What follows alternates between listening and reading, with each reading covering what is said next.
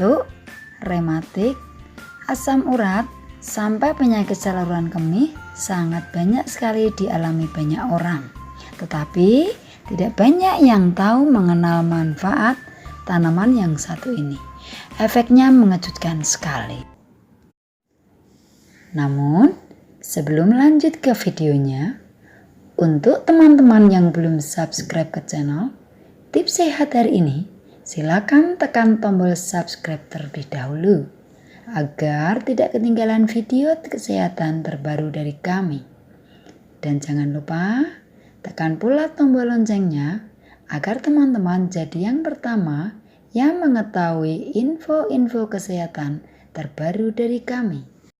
Batuk yang terjadi sesekali itu normal karena dapat membantu menggerakkan dahak yang bertugas menjaga saluran nafas tetap lembab. Terkadang batuk-batuk bisa dirasakan lebih parah di malam hari.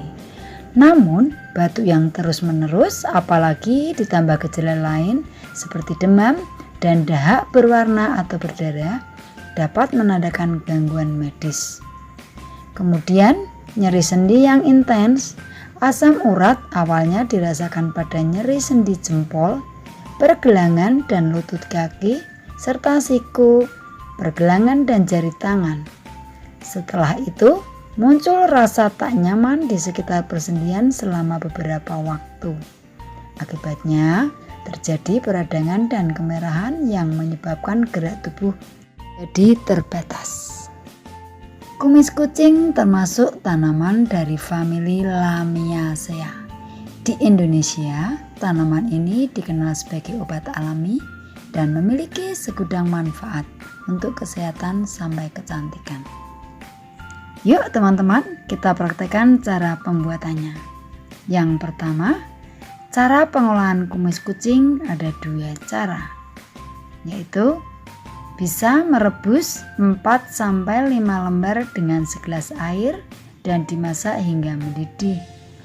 Air rebusan daun kumis kucing bisa diminum 3 kali sehari. Lalu, kandungan kumis kucing antara lain mengandung tinggi kalium, glikosida, ortosiponon yang bagus untuk menurunkan kadar asam urat, fosfat dan oksalat dalam tubuh.